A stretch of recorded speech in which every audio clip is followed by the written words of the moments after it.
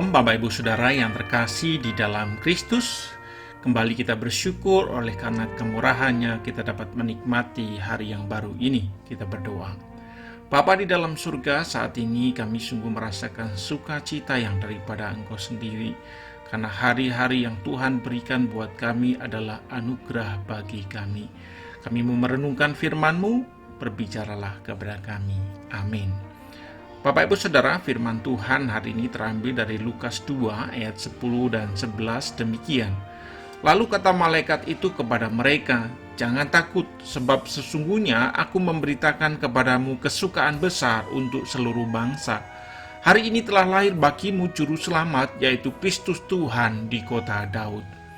Bapak Ibu Saudara, jika berita yang disampaikan oleh malaikat tersebut merupakan kesukaan besar bagi seluruh bangsa, mengapa hanya sedikit orang yang bersuka cita? Bahkan setelah Yesus memasuki pelayanan umum sekalipun, tetap hanya sedikit orang yang mengikuti Dia.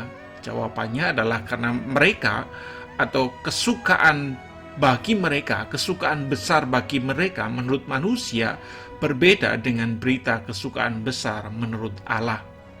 Jika berita kesukaan besar menurut Allah adalah memenuhi kebutuhan dasar manusia akan pengampunan dosa, supaya manusia bisa kembali berada bersama dengan Allah dalam kemuliaan surgawi, maka berita kesukaan besar menurut manusia adalah ketika semua keinginan dirinya terpenuhi dan terpuaskan, meskipun faktanya tidak pernah merasa puas atas semua hal yang mereka capai, selalu ingin lebih dan lebih lagi.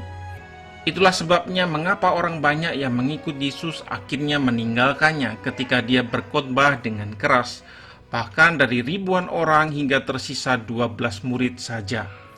Ya, karena mereka mengikut Yesus demi memenuhi keinginan mereka, bukan kebutuhan dasar mereka soal pengampunan dosa. Secara manusia, hal itu wajar karena manusia yang berdosa tidak memiliki keinginan soal hal-hal rohani tanpa Tuhan mencelikkannya. Tetapi justru karena kita tidak tahu waktu Tuhan, maka kita harus mengingatkan mereka senantiasa agar mereka mengerti akan pentingnya kebutuhan rohani. Mereka harus senantiasa disadarkan tentang prioritas. Tuhan Yesus mengajarkan, carilah dahulu kerajaan Allah dan kebenarannya, maka semuanya itu akan ditambahkan kepadamu. Bagaimana dengan kehidupan diri kita sendiri selama ini? Apakah yang menjadi kesukaan besar buat kita dalam mengikut Yesus? Apakah karena kita ingin semua kebutuhan kita terpenuhi atau karena berita juru selamat yang datang ke dalam dunia melalui manusia, yaitu Tuhan Yesus Kristus, untuk menebus dosa-dosa manusia? Jika memang karena Yesus Kristus, maka seharusnya sukacita itu akan selalu ada, betapapun beratnya pergumulan yang kita hadapi. Mengapa? Karena kita sudah mengerti prioritas di dalam hidup kita, yaitu ketika hal-hal rohani diutamakan, maka hal-hal jasmani akan diberkati oleh Allah. Itulah yang dijanjikan oleh Tuhan Yesus Kristus. Amin. Kita berdoa. Bapa di dalam surga, kami bersyukur karena ada kesukaan di dalam kehidupan kami, yaitu kesukaan ketika pengampunan dosa itu diberikan atau dianugerahkan buat kami. Kami berserah untuk hari ini, kiranya Engkau memberkati. Amin.